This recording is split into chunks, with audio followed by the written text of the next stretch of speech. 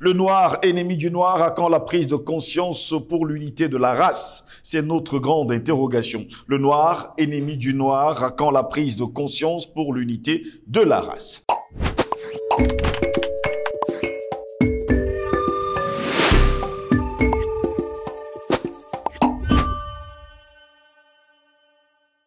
Mesdames, Messieurs, bonjour, très heureux de vous retrouver sur Panafricaniste TV, la chaîne de télévision des panafricanistes.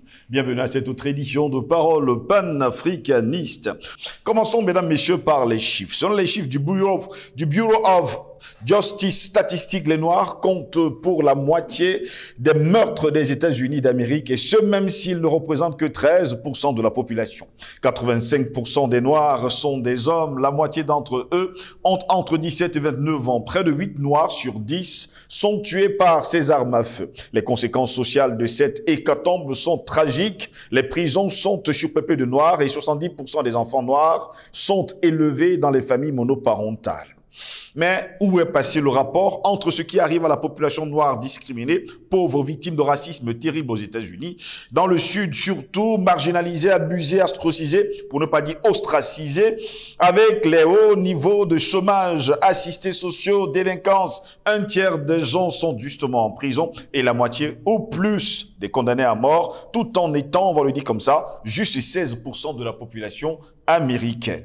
Il a le rapport des incidents qui ne sont pas éclairés dans les altercations physiques entre blancs latinos qui se prennent pour Dieu et se rendent justice, et le jeune noir qui finit tragiquement parce que le latino a utilisé son revolver. Sur le continent africain, par contre, les cas sont légion. Oui, est-ce une malédiction? Est-ce la malédiction que des Noirs sont incapables de se mettre ensemble et surtout parler d'une même voix? Qui parlera pour l'Afrique et pour les Noirs du monde entier si les Africains sont divisés? L'Afrique va-t-elle un jour parler d'une même et unique voix pour la voix du noir, pour que la voix du noir soit comptée dans le monde? Qu'est-ce qui pousse d'ailleurs le noir à devenir l'ennemi du noir? Qui est derrière tout cela? Qui tire les marrons du feu? Qui est le marionnettiste? Un contemporain sud-africain a déclaré un jour: mettez des Noirs dans une chambre, mettez-y quelques bouts de pain, au bout de quelques jours, ils s'entretueront. Dans la mort d'un Africain, quel qu'il soit, nationaliste, patriote, panafricaniste, celui qui veut le changement, ou d'un simple citoyen désireux de changer les choses, à la marque d'un autre Africain. Pourquoi cette traîtrise? Pourquoi accepter d'être utilisé? Mobutu, Compaoré, Maïma Matip, Bongo, Houphouët-Boigny, Hassan II, Bozizé, Tshisekedi et j'en passe ont tous été utilisés pour mettre hors d'état de nuire leurs frères. À quand la prise de conscience? Voilà pourquoi nous nous interrogeons. Le noir, ennemi du noir, à quand la prise de conscience pour l'unité de la race? En tout cas, c'est notre grande interrogation. Pour répondre à nos questions, nous sommes avec le président Badakani cet après-midi. Président Badakani, bonjour, bienvenue à vous. Bonjour mon cher Jocelyn Gross, merci d'avoir pensé à m'inviter cet après-midi. Vous savez, souvent je lis les commentaires. Oui. Il y a une dame là qui nous a interpellé, dit que non, c'est pas poli, c'est pas bien de demander les nouvelles de votre épouse en direct. Ah, d'accord. C'est une grande fan de nos émissions. J'espère qu'elle voit que bon, on s'intéresse aux commentaires. Donc, si elle m'écoute, je dis que ben, nous, on le fait sans aucune... Je pense que j'ai lu ce commentaire-là aussi. Voilà, ben, on le fait sans aucune mesquinerie. Ça n'a rien à voir avec ce qu'elle a pensé. Au contraire, ce sont des formes d'encouragement d'un autre niveau. Je pense qu'on se comprend. Oui, très bien. On se comprend très bien. Donc, ça n'a rien à voir avec ce qu'elle pense. Ce n'est pas une affaire. On n'a pas ce type de... Elle allait chercher très loin, mais je voulais la rassurer.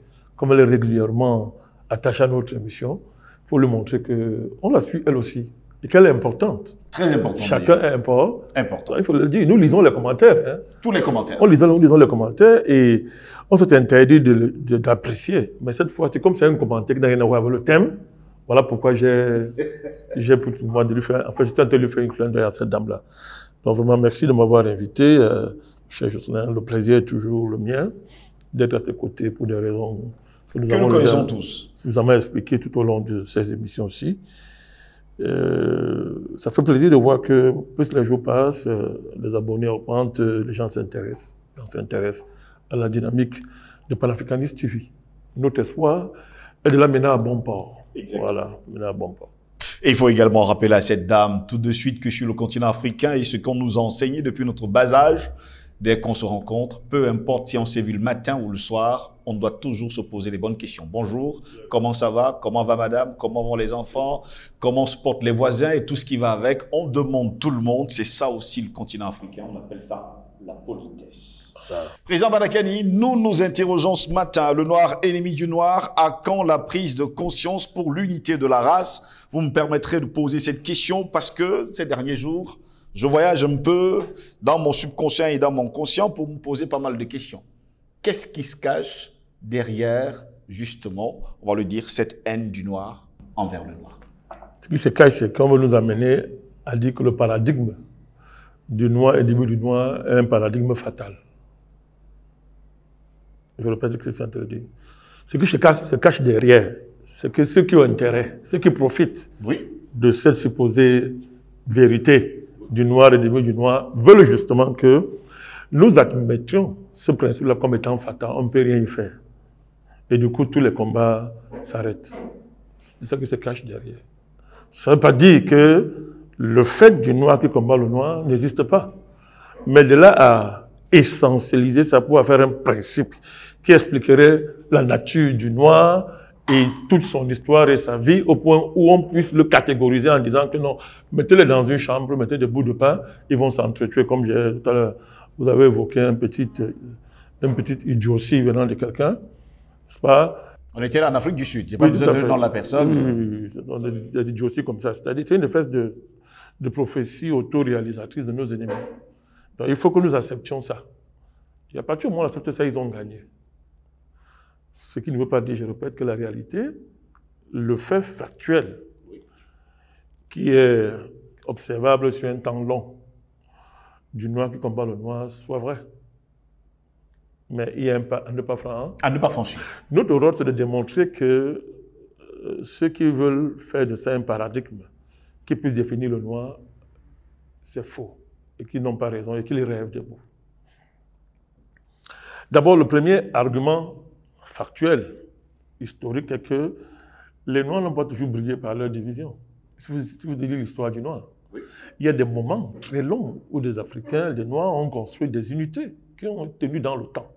Vous ne bâtissez pas des civilisations qui durent 10 000 ans en étant désunis. C'est évident, hein? Totalement. Ça suppose au moins que vous ayez vaincu la division, que vous ayez dépassé les haines intra-raciales, entre guillemets, les haines intramuraux, parlons comme ça, c'est-à-dire contre vous-même. Vous ne construisez, la civilisation d'Égypte antique a mis longtemps, a mis long. C'est la mère des civilisations.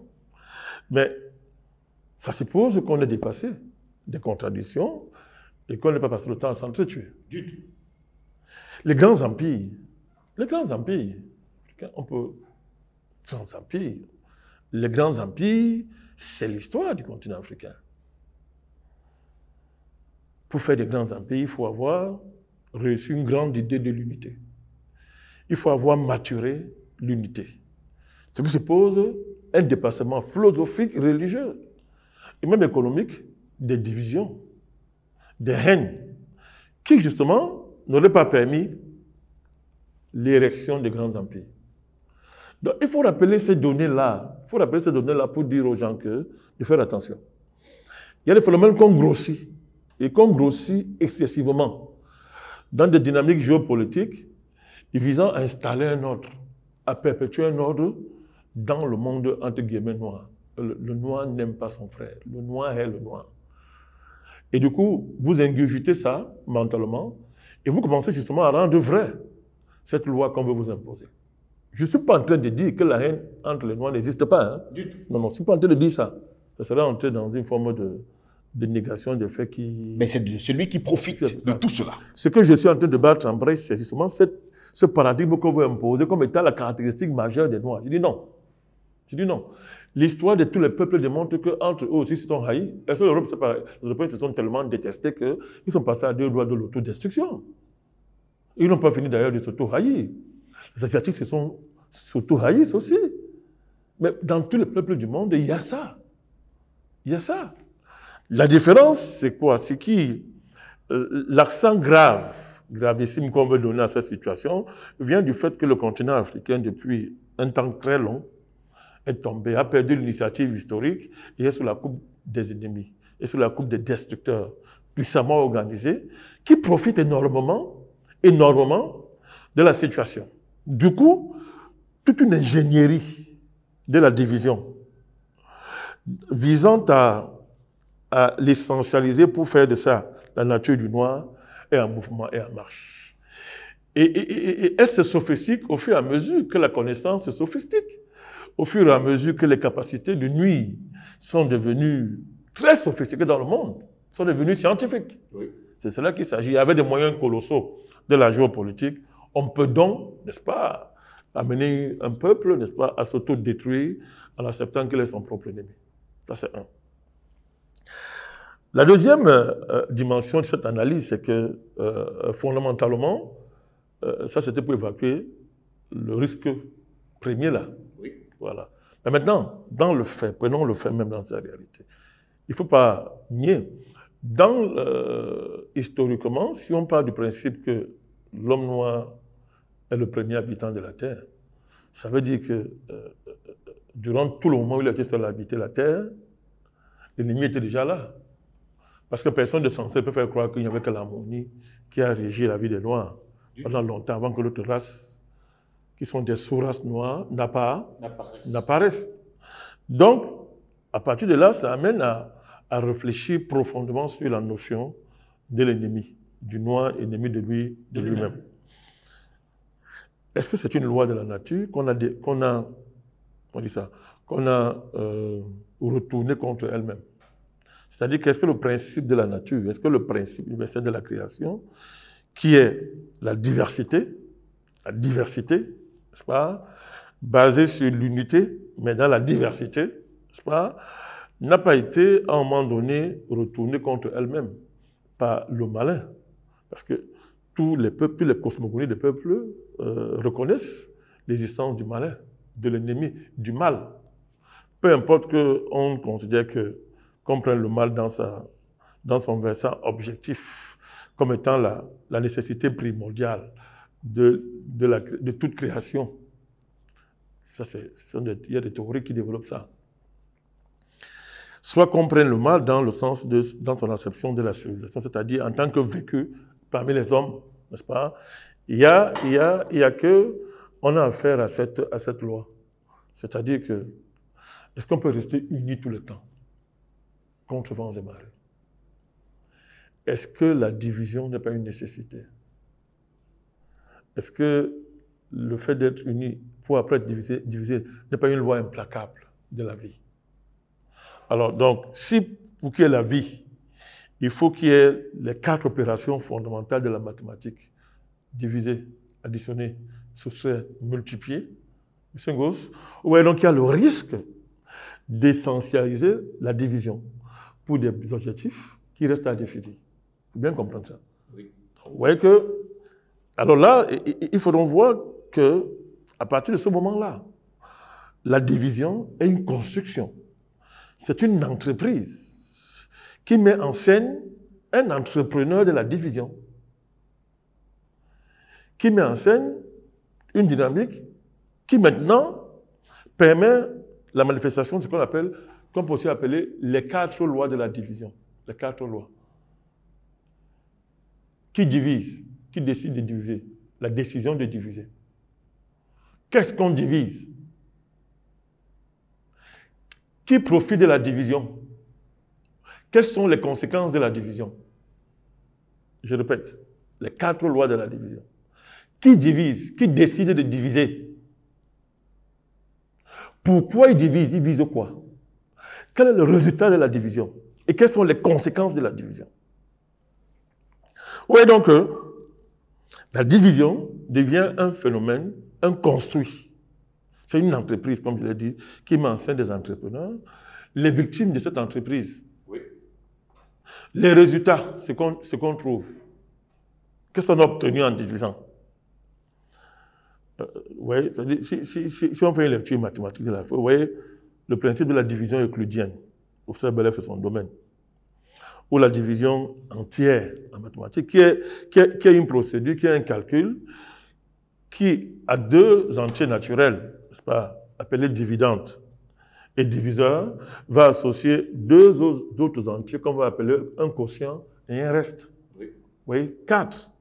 Il y a 4 éléments qui entrent en scène là. Vous avez le dividende, le diviseur, le quotient et le quotient et le reste. Oui. Tout à l'heure, je suis en train de vous schématiser ça tout à l'heure. Vous allez voir que il faut qu'il y ait la décision de diviser. Et qu'il y ait des gains qu'on envisage en divisant. Et que le principe de la division soit scientifiquement entretenu, nourri. Parce que des intérêts vont se dégager à la fin. Quand vous abordez l'affaire comme ça, vous dépassionnez la question en ce qui concerne le continent africain. Et vous commencez à chercher depuis l'histoire de l'Afrique, dans les temps même préhistoriques, les temps primordiaux. Mais qu'est-ce qui a été la division? Qu'est-ce qu'a été la division? Qui en a profité? Et ça visait quoi? Ça visait quoi? Historiquement, on ne fait pas la marche. Les Africains sont comme tous les hommes. Hein. C'est-à-dire qu'au départ, on peut considérer que c'est l'intérêt qui suscite la division. L'intérêt. J'ai un intérêt à diviser. À diviser. Oui, que même dans nos familles naturelles, le risque là existe, non? Les pères de famille doivent se battre durant toute leur existence pour maintenir l'unité de la famille. Mais pourtant, on considère que ça devrait être acquis, parce que c'est une question de sang, de biologie. Mais ce n'est jamais acquis. Parce qu'il suffit que dès que les intérêts se mettent en scène, le principe de la division trouve là un moyen de s'épanouir. Il y a des bonnes divisions. Pourvu que ce pourquoi on divise soit noble. La nature elle-même, c'est un diviseur professionnel extraordinaire. C'est-à-dire diviser pour multiplier, pour démontrer la richesse infinie de l'œuvre créatrice. C'est une très bonne chose. Pourquoi? Parce que c'est une division maîtrisée. Elle s'opère dans un cadre qui est maîtrisé, dont les finalités sont maîtrisées. J'allais dire que c'est une division endogène. C'est-à-dire que c'est propre à celui, c'est-à-dire que celui qui vit la division est lui-même l'origine de la division. Et à la fin, c'est même la finalité de la division. Ça, c'est pas un problème. Pour le problème qu'il y a en Afrique, c'est-à-dire qu'on a tendance souvent à remonter seulement à notre rencontre avec l'Occident. Mais si on veut comprendre la loi fondamentale, primordiale de la division, il faut remonter même avant. Il faut remonter très loin avant. Et on verra que là, il y a des raisons métaphysiques. C'est-à-dire qu'il faut remonter à la géospiritualité, à l'origine même de l'homme sur Terre, pour comprendre quel est le ressort, n'est-ce pas, qui rend inévitable la division. Et à qui ça profite. Alors les cosmogoniens ont simplifié ça. On a donné un nom à ça, le mal, Satan, l'ennemi, hein, qui organise la division pour détruire. Diviser pour mieux régner. Pour mieux régner. Le problème n'est pas là. Tout ce qui règne, il y a la division objective pour régner. Là, de gouverner, c'est là de diviser objectivement. Oui. Ça, ce n'est pas un problème. Le problème, c'est quand la division objective nécessaire est mise au service d'un projet de destruction. Il faut faire la part des choses. Et sur le plan primordial, sur le plan cosmogonique, sur le plan ontologique, pas aller plus loin, c'est pas, pour mieux comprendre l'affaire, le diviseur en chef, le chef de la division, il est chef de la division parce que lui, il a un projet de destruction. Il a un projet de désorganisation. Il a un projet de cessation, de mise en échec du dessein divin. Le dessein divin étant considéré ici comme le dessein le plus merveilleux. Le dessein qui rend heureux les hommes, qui crée les conditions du bonheur pour tous les hommes. Est-ce que depuis que l'homme noir est sur terre, il a connu ces phénomènes-là? Oui. Le Saint-Gauche, oui. Si aujourd'hui nous sommes divisés, c'est parce que hier avant on était. J'ai dit avant de rencontrer le blanc, on était. Parce que les deux principes s'affronteraient déjà à l'époque. Le principe du mal, je veux simplifier la compréhension, et le principe du bien. Vivre donc pour nous a été toujours une volonté de dépasser ce principe-là dans quelque chose de supérieur. C'est comme ça que nous avons bâti les civilisations. Sans perdre la notion, n'est-ce pas, de la permanence de l'ennemi, n'est-ce pas, qui n'est jamais totalement vaincu. Donc il faut remonter à ce niveau-là pour comprendre. Donc quand nous rencontrons l'Occident, il y a donc chute. Nous perdons l'initiative historique. L'Occident, désormais, a l'initiative historique. Ça veut dire quoi? C'est l'Occident, désormais, qui organise notre résistance et notre vie. Alors, on entre dans une tragédie. Il y a une tragédie extraordinaire. Parce que là, le principe de la division objective devient un principe subjectif. Et est transformé en un principe subjectif. Notre ennemi, un opposé historique, n'est-ce pas, qui pour exister a besoin de nous anéantir, comprendre rapidement, saisir rapidement l'importance de gérer, de maîtriser la loi, de diviser pour son compte. La tragédie va commencer. Il va trouver des alliés. Il va trouver des alliés. Ça a toujours été comme ça. Il ne faut pas croire à un peuple noir pur. C'est pour les enfants. Le peuple noir pur, c'est pour les enfants. Parce que pour construire la pureté, il y a des conditions qui doivent être réunies, qui dépassent le cadre de l'existence terrestre. On va entrer ici dans des catégories de notions extrêmement compliquées. Mais pour cesser d'être un enfant, ne pas croire des fables, la civilisation noire, l'âge d'or, où il n'y a pas de contradiction, tout ça, dans la race, ça n'existe pas. Ça peut exister. La construction de l'Égypte antique, il y a eu des guerres. Il y a eu des guerres. L'histoire des empires en Afrique, c'est l'histoire de guerres, d'affrontements, mais dépassées dans le cadre d'un grand projet. C'est pour ça que les empires ont mis long.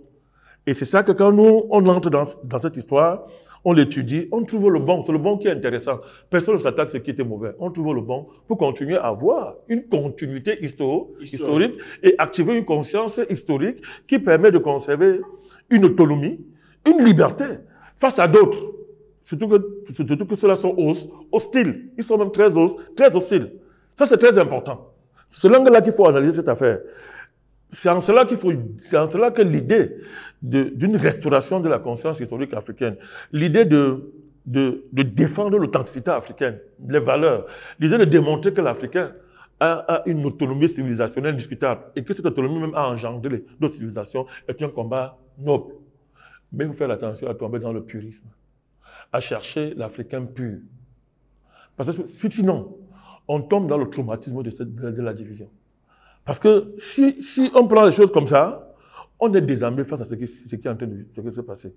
Et on va donner raison à ceux qui théorisent dans le fait que l'essence du noir, c'est de haïr son frère. L'essence de l'homme noir, c'est de détester l'autre. Mais face à ça, vous avez quoi? Vous n'avez aucun moyen de faire. Par contre, si on aborde ça de façon historique, on comprend les lois. On comprend que ce qui se passe là, c'est que, comme j'ai dit, ayant perdu l'initiative historique, cette initiative est dans les mains de quelqu'un d'autre, qui est notre ennemi, et qui organise la race, puisque vous voulez qu'on parle de race, organise la race selon ses intérêts. Parce que pour l'instant, il était fort, provisoirement parlant. Il était fort. Et durant ce moment, donc, il s'était vertué à créer le bon noir, à créer le mauvais noir, à fabriquer le noir intermédiaire, à fabriquer le métis, qui allait réconcilier l'ennemi, qui allait réconcilier le blanc et le noir, parlons comme ça. C'est-à-dire que fabriquer toutes les catégories du nègre, comme ça la rend, et les opposer les uns aux autres pour ses intérêts. C'est ce qu'on vit depuis la rencontre avec l'Occident, depuis la chute de l'Afrique, la civilisation historique africaine. C'est ce qu'on vit. Mais ça, c'est normal. Il ne faut donc pas tomber dans le piège que non, voilà le noir, il est comme ça. Si on considère que, si on dit que c'est vrai, alors le noir n'est plus un homme. C'est un homme, c'est-à-dire qu'il connaît le moment où il descend et il remonte. C'est un homme. C'est l'histoire de l'homme tout court. Il y a des hauts débats. De hauts débats. Donc il faut identifier les lois historiques de notre division, les lois métaphysiques de cette division-là, et dès qu'on a dégagé ces lois-là, c'est réglé. C'est ce que Cheikh Anta Diop a essayé de faire. Il n'a pas fini le travail. C'est ce que Moutoundé essayait de faire, perd son âme encore, une façon de lui rendre hommage en passant un clin d'œil. Il essayé de faire, d'autres ont essayé de faire ça. C'est pas fini ce travail. Il faut enrichir ce travail. Il faut l'interroger encore davantage pour mieux creuser et dégager les lois qui gouvernent, n'est-ce pas, cette division qu'on veut rendre essentielle. Alors, cette loi, on le connaît.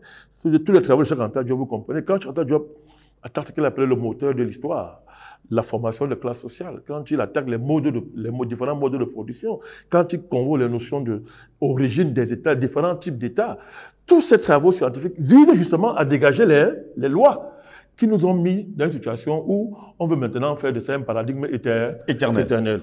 Alors, quand on visite ces travaux-là et d'autres travaux, et quand on met à ça une profonde compréhension des lois géospirituelles, on a saisi l'affaire. C'est dépassable. Le noir va devenir l'ami du noir. Ça a eu lieu par le passé. Pour regarder vers la même direction. Bien sûr, ça va revenir, mais qu'est-ce que regarder dans la même direction? Regarder dans la même direction ne veut pas dire qu'on crée un âge d'or où tout le monde s'entend à 1000%. C'est pas ça. C'est pas ça. C'est qu'on crée une tendance historique dans la constellation civilisationnelle où ce qui domine et ce qui est bien, c'est tout. Et que ceux qui ne sont pas d'accord soient minoritaires et acceptent de suivre. C'est cela qu'il s'agit. Parce qu'il y aura toujours, c'est vous dire qu'il y aura toujours ça. En fait, c'est le vrai Dieu qui peut enlever ce germe-là, lui seul. Il y a des domaines qui sont réservés à Dieu. Hein, entièrement et totalement. Voilà, c'est le vrai Dieu qui peut enlever le germe-là. Parce que c'est plus complexe, cette affaire. Parce que vous savez, Jocelyn Gauss, alors on est dans les profondeurs. Si on réussit tout, le vrai Dieu, c'est à quoi? Absolument rien. Malheureusement, on ne peut pas tout réussir. On ne peut pas passer son temps à gagner, on ne peut pas non plus passer à perdre. On entre dans la sagesse. Oui. La sagesse, savoir ses limites. Savoir ses limites et comprendre ce qui se passe. Mais pour ne pas tomber dans le charlatanisme qui n'est pas toujours très loin de ce genre de méditation, restons dans la dynamique historique. Donc, je suis en train d'indiquer que ce que nous vivons depuis là, c'est comme je l'ai expliqué. Donc, il nous faut simplement redécouvrir les lois de la civilisation et l'affaire est réglée. On y avance. On y avance à grands pas. On y avance à grands pas. Et quand on a une vision historique, on arrive à un certain niveau où on comprend la vraie unité. C'est quoi la vraie unité? La vraie unité, ce n'est pas toujours de chercher à tout prix à s'unir avec même celui qu'on doit, avec celui qui n'est pas prêt à l'unité.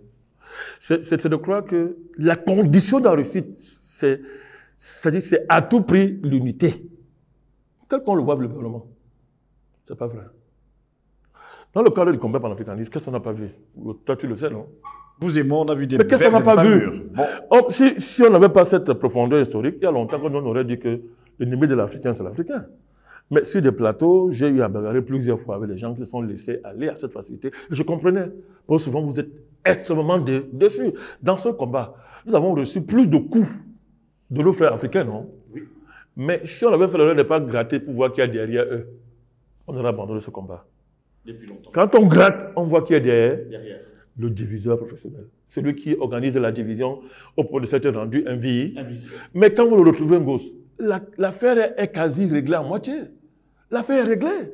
Quand vous retrouvez le diviseur invisible qui se cache, l'affaire est réglée. C'est le système que j'appelle le bloc occidental, le système occidental, qui pour nous n'est pas une race en tant que telle. Même si le phénotype racial blanc domine, ce n'est pas la race.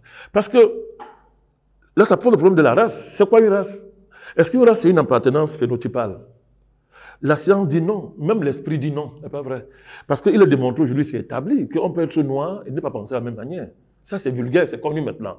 Tous les hommes sont ainsi. C'est-à-dire que ça, parce qu'on est noir, qu'on pense encore les mêmes intérêts. Il y a d'autres catégories qui rentrent en compte pour constituer la race. Ce n'est pas seulement le biologique. Il y a les intérêts spirituels, il y a les intérêts économiques, il y a les intérêts géopolitiques, il y a les intérêts moraux, il y a les intérêts sociétaux. Beaucoup d'intérêts entrent en jeu pour définir et déterminer l'appartenance raciale. Si on se confine dans le terrain phénotypal, on va se suicider. Vous n'avez pas compris. L'homme n'est pas fait que du phénotype. L'homme n'est pas réductible à son phénotype. Il n'est pas réductible à sa race. Même si c'est un phénomène important à prendre en... Parce que si vous enfermez dans ça, vous allez conclure que l'Africain est l'ennemi de son frère. Et c'est ce que les gens attendent. Les gens travaillent pour que moi et toi, on accepte ça. Donc pour nous, l'Occident, cette constellation historique et civilisationnelle est dominée par la race blanche. C'est clair. Mais la race blanche, il ne faut pas réduire ça simplement au phénotype, au biologique. C'est une conception de l'histoire, de la vie. C'est un rapport à l'économie. C'est un rapport à Dieu, le vrai. C'est un rapport à des valeurs. C'est un rapport à des... C'est tout un art, Gosse, de vivre dans ça. Beaucoup de Noirs, on les compte par millions, trouvent le compte. Comment est-ce que vous allez faire pour qu'ils trouvent plus le compte? Le combattant qui est dans l'histoire ne cherche pas à répondre à ce genre de questions. Il combat et il suit le sens du mouvement historique. Dès qu'il a trouvé ça, il s'accroche pour régler cette contradiction. J'ai mis le vrai Dieu à côté, hein. Ça aide beaucoup, pour régler cette contradiction. Et depuis, on avance. Si on prend le retour de la conscience historique africaine depuis l'émergence du panafricanisme, dans son berceau américain, passant par Haïti, tout ce que vous imaginez, les Caraïbes, jusqu'à aujourd'hui, qui peut dire qu'on n'avance pas?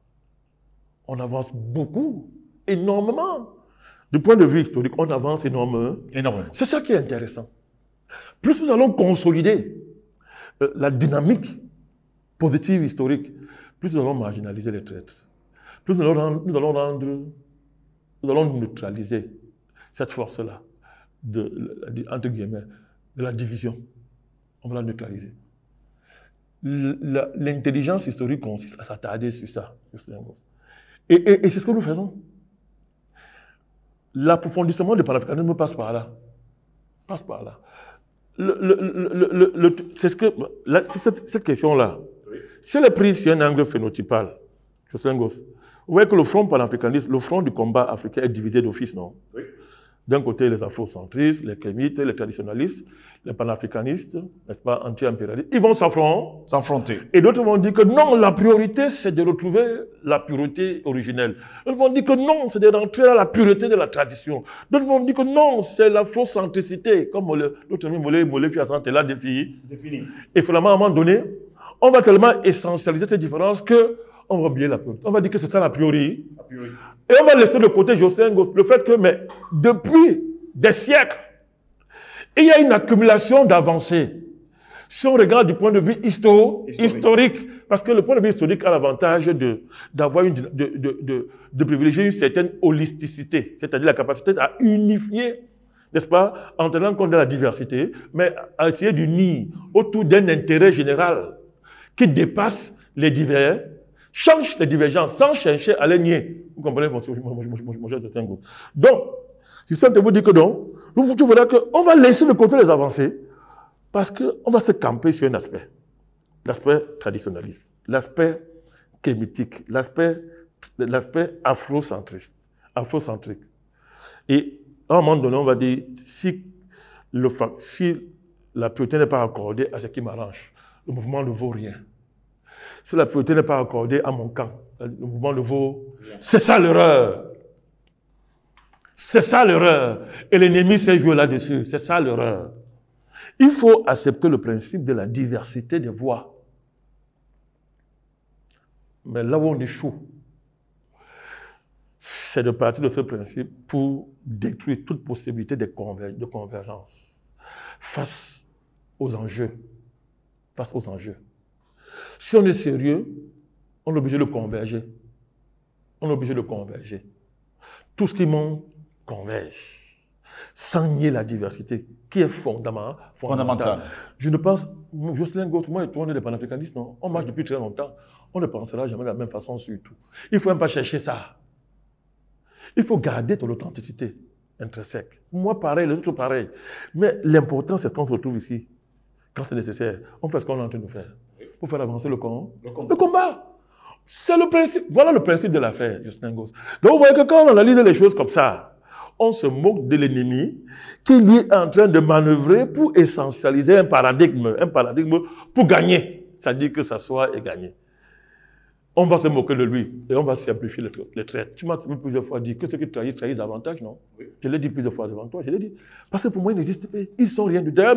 Ils sont même plutôt un activant. Pour moi, même, j'aime quand ils sont là. C'est un activant. Pour que nous sortons le meilleur de nous.